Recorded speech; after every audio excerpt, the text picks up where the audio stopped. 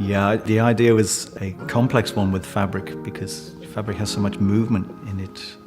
And I wanted to put some wind in that fabric to create the flow and increase the size of the fabric. So when the folds of the fabric are in the wind, you get those lovely reflections, highlights on the surface, and the midtones and shadows in all the folds of that fabric. So that was the idea. It was about flow and movement. I wanted a pure white background, so I've used two orbiters, and they've both got a 60 degrees open face optic on them to give me the widest spread. For my key light in the front, I've used the Fresnel, and the joy of that one is it's giving me a hard light with a bit of a softer edge to it with the Fresnel lens in the front. And the nice thing about this Fresnel on the Orbiter is that I can control the degrees of spread, so I can turn it from a spot or go to a medium spread or a full flood spread. So having that ability to control the Fresnel from the control panel without having to move the light is just awesome, really. And then we've got a second orbiter with a small dome on there, just to really lift the shadows and complement the shadow to mid-tone ranges to balance the shot.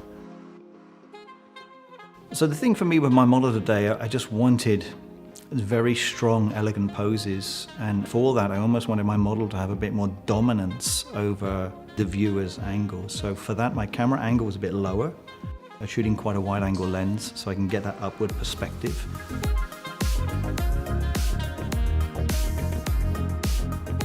The thing is nowadays that, clients, both commercial as well, are all wanting moving image as well as stills. They expect that as part of the workload, and we can use exactly the same lighting setup without changing or worrying about anything, and just make some exposure adjustments for moving image. And then, you're working with your model and doing pans and cuts for your editing process to put together some short video runs. After shot one, we moved on to more of a beauty look, a beauty shot, so we're cropped quite in close, more head and shoulders. Still using fabrics for shapes, because we wanted to just frame the face in many different ways and show elements of the face and not all of the time. So the lighting on that, I've used another orbiter, but with a medium-sized dome on there. Of course, the domes are omnidirectional, so it's just spreading light everywhere. And to control that a little bit, ARRI made this attachment for the domes called a skirt, and it attaches with Velcro, and it comes in sort of quarter sections. It's silver lined, and we can attach it to the back of the dome so we have no light coming back into camera. And then the light is hitting the silver surface and pushing back forwards towards our model and giving us a little bit more output and a little bit more control. The light is very even with a very soft spread, but it has a bit of a crisper punch to it in the middle. So for creative purposes, I've just gone for that.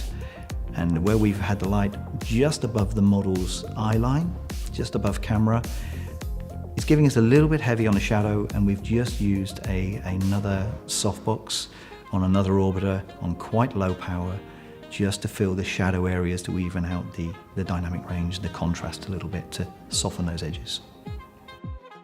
Just to give a bit of separation, I just wanted a little bit of a highlight and a rim light down one side of the model. So we've got another orbiter behind and over the model's right shoulder. And to control that, we've used the optical projector, where we can control the shutter blades on this to really narrow this light down and control its output.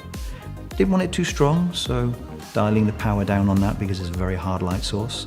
It's just enough to give me a beautiful rim light down this side and off the shoulder. Just a little bit of separation. The good thing is with the Orbiters is the way the quick lighting mount works. I mean, it's a very simple bayonet twist function, and we just need to press the release catch and rotate a few degrees back, and we can change the optics or attachments on the front of there. So a really simple method to do it, and with the smaller modifiers, you can do that almost one-handed, which is really cool. As we've said, it's continuous light, so what you see is what you get in front of camera, so you can just see it happening in front of your eyes.